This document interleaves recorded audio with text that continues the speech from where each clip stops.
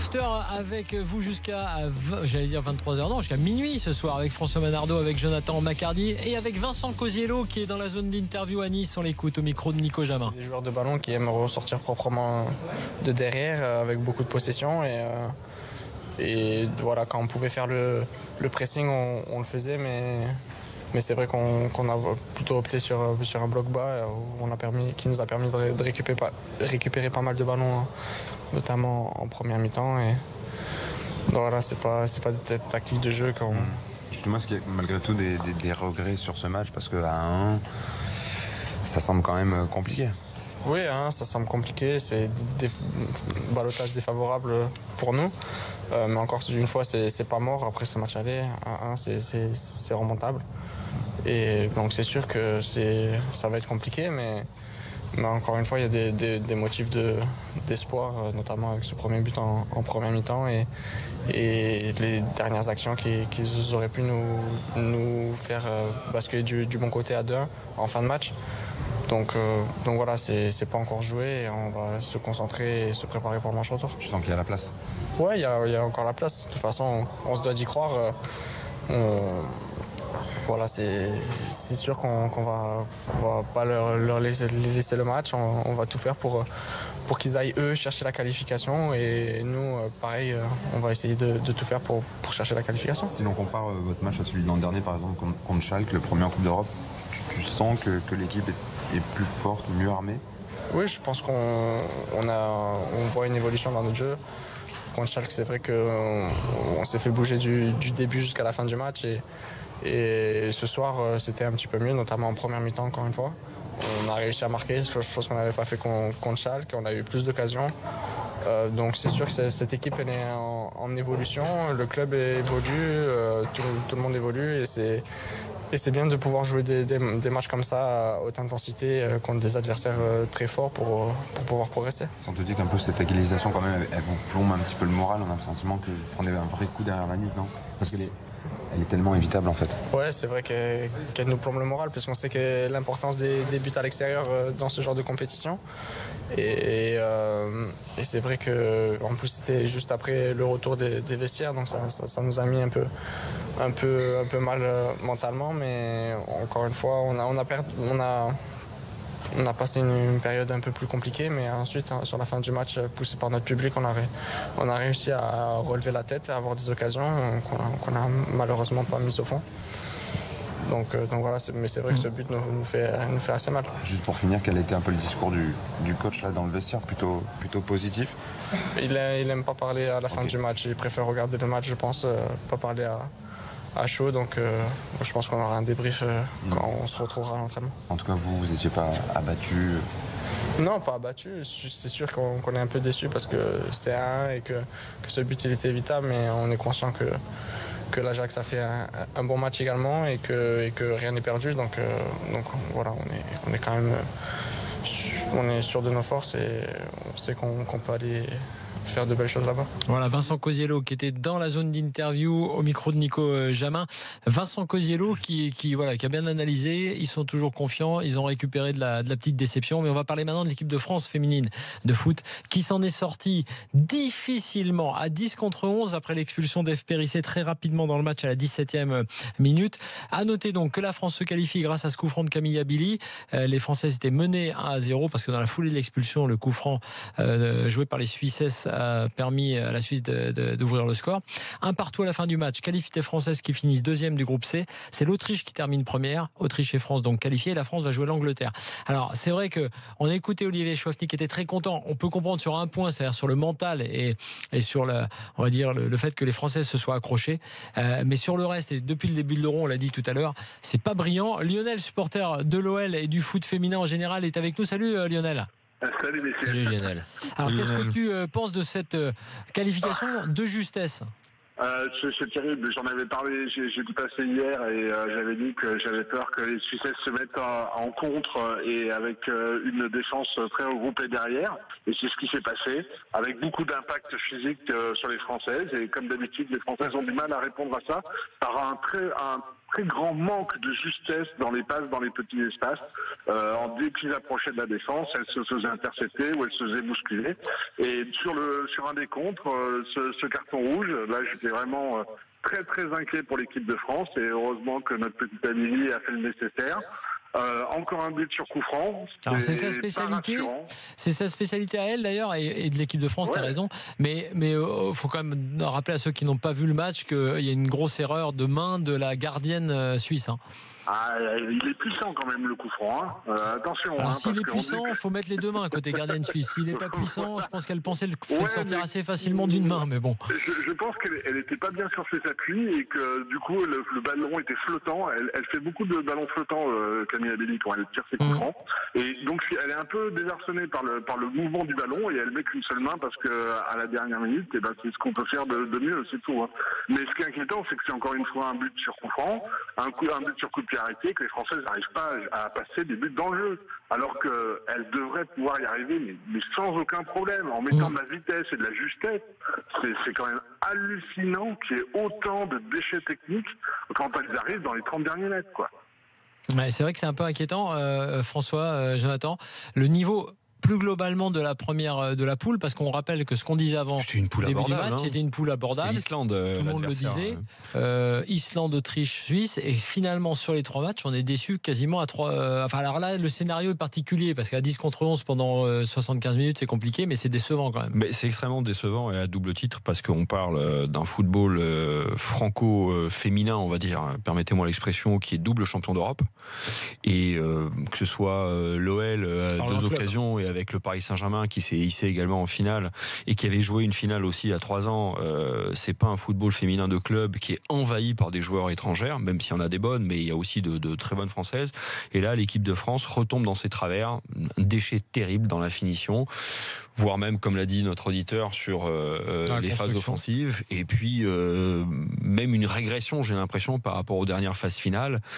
Là, c'est une équipe de France, moi j'entends le sélectionneur dire qu'il y a eu des phases de jeu incroyablement bonnes, je crois que c'est les termes qu'il a utilisés.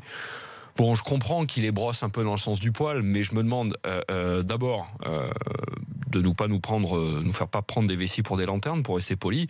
Et puis je pense que les joueuses, elles ont besoin d'un bon coup de pied aux fesses, parce que cette équipe de France qui a des qualités certaines, et encore une fois, ces clubs le prouvent, faut qu'elle fasse autre chose que nous faire des scénarios et des copies aussi pitoyables, je dis bien pitoyables, que ces 3 matchs qu'on a vus en poule face à des adversaires qui sont présumés inférieurs et qui n'ont pas montré autre chose finalement que cette capacité à rentrer dans la gueule des Françaises, à les bousculer, alors que l'impact physique, tu dois t'y attendre. C'est la base, c'est le b.a.-ba. Et malgré ça, elles n'arrivent pas à nous montrer autre chose qu'une qualification vraiment tirée par les cheveux.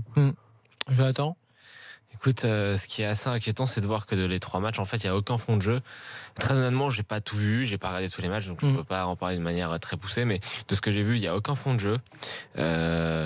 On nous avait dit que l'entraîneur, que Chouaveni avait tenté de résoudre ce problème de manque de cohérence dans le groupe et qui se traduisait sur le terrain en faisant des trucs un peu de psychologue. On mange à côté, pas à côté de la même personne, mais très franchement, c'est très très pauvre et j'ai l'impression que l'équipe n'a pas régressé, comparé à ça aux précédentes compétitions. C'est vrai que sur la suite de la compétition maintenant, est-ce qu'on peut dire que le scénario va faire de ces joueuses des combattantes et qu'on peut capitaliser là-dessus, ou on se dire que décidément il n'y a rien, il n'y a pas de fond et on ne peut pas aller au bout? Faut un minimum quand même de certitude dans le jeu. Et là, c'est quand même très très très très faible. Tu sais jamais ce qui peut se passer. Alors maintenant, tu passes dans la deuxième partie de la compétition, des matchs couperés.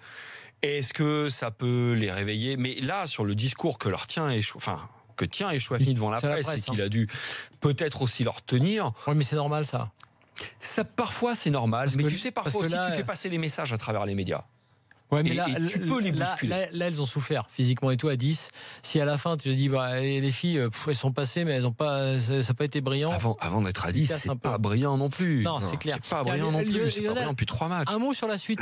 Tu la vois comment? Est-ce que tu vois, en gros, que cette équipe n'a pas le niveau pour gagner, pour faire simple, parce qu'on l'a vu sur 3 matchs, c'était pas terrible? Ou est-ce que tu penses que ce scénario peut déclencher quelque chose, tout en sachant, avant de te donner la parole, que Wendy Renard, capitaine des Bleus, sera suspendue pour le quart de finale? Ouais. Et évidemment, la joueuse expulsée. Je vais vous étonner, je suis rassuré. Parce que dans les 2 dernières grandes compétitions qu'a joué la France, elles ont fait des poules qui étaient assez bonnes. Et puis elles se sont frottées à des défenses regroupées et des contres. Et elles ont perdu en quart. Oui, c'est 2 fois en quart, je crois qu'elles se sont fait sortir. Là, elles ont galéré en poule. Et j'espère qu'elles vont s'éclater contre les Anglaises. Et puis qu'elles vont aller au bout. Je ne sais pas si l'Allemagne est dans leur côté de... Elle les chope quand, l'Allemagne? Je n'ai pas regardé par rapport aux qualifications. Je ne sais pas si elles le prennent en finale ou en demi. J'ai pas le tableau sous les yeux. Mais bon, c'est vrai que déjà l'Angleterre, elle voulait éviter l'Angleterre. Il fallait gagner ce soir pour ça. Et elles vont rencontrer l'Angleterre. Ouais. Privé de Wendy Renard, voilà. Oui, mais il y a Georges qui est derrière. Il y a du monde quand même sur le banc qui peut venir remplacer Wendy. Donc je suis pas inquiet sur les capacités de toutes les filles qui sont dans la sélection à aller faire du beau jeu et à aller gagner des matchs. Le seul truc, c'est qu'il faut qu'ils améliorent leur qualité technique.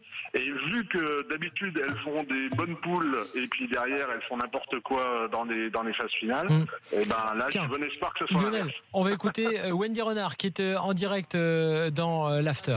Le rouge, on n'est pas vraiment mis en difficulté et à la fin, ça fait carton rouge et coup franc et on se pénalise bêtement avec cette double sanction, carton rouge et le but derrière. Donc on n'est pas à l'abri. Maintenant, on va retenir le positif et forcément essayer de gommer ces erreurs-là parce qu'au niveau, je l'ai dit, les détails sont importants et on doit essayer de faire le moins d'erreurs possible et tout donner à l'adversaire, mais c'est pas simple.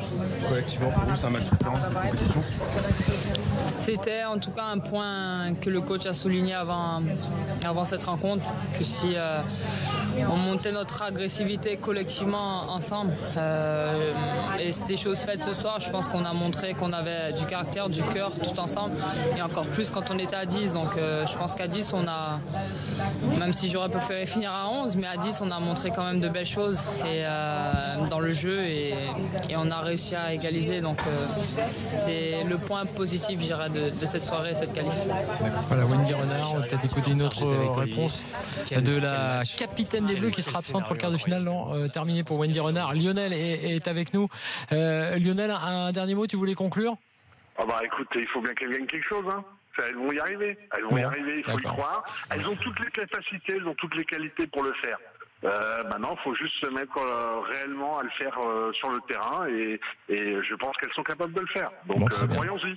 Voilà. C'est parce que Lionel avait été suspendu, tiens d'ailleurs, c'est en parce 98. qu'on pense qu'elles sont capables de le faire, qu'on est à ce point déçu sur le fond et la forme. Pour en avoir suivi des phases finales de l'équipe de France et de près, là, je n'ai jamais vu une équipe de France aussi médiocre, alors qu'on parle d'un football qui est double champion d'Europe. Mais je vais te dire une chose, très franchement, je pense que ce qu'a fait Bini, ce qu'ont fait les autres entraîneurs avant, Chouafny avant, n'était pas à la hauteur.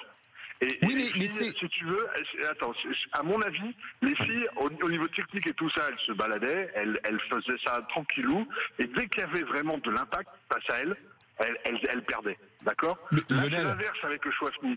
C'est-à-dire qu'elles sont concentrées elles essaient de mettre en place du jeu, mais elles n'y arrivent pas parce qu'elles oublient de remettre de la puissance et de remettre de la percussion dedans. Et ça va venir. Mais Lionel, c'est un oubli. C'est un oubli qui est limite à la faute professionnelle. Tu peux pas oublier ça. Et en plus, c'est intéressant parce que tu dis Bini et Chouafny. Entre-temps, il y a eu Bergerot, si j'oublie personne. Mais tu passes de Bini avec, je caricature à peine, les causeries avec William Scheller en guise de fond musical, était demi-finaliste de Coupe du Monde en 2011. Et là, Olivier et Chouafny, je pense, plus structurés, plus sérieux, avec au moins un DEPF, contrairement à Bini, pour amener cette équipe de France à enfin, je vais y arriver, arriver à quelque chose qui est conforme au potentiel des joueuses, et tu passes limite en poule avec des équipes abordables. Donc quel que soit le coach, c'est les joueuses qui ont leur destin entre les pieds, et là franchement c'est moche. Camille Abili en direct dans la zone d'interview. Contente parce que ça récompense le travail que j'effectue au quotidien et puis aussi pour l'équipe, c'est vraiment génial. Dans un scénario catastrophe comme celui-ci, quel est votre rôle dans le vestiaire et dans le groupe? Comment on arrive à mobiliser sur le terrain et dans le vestiaire les plus jeunes joueuses qui n'ont pas forcément vécu ce genre de scénario?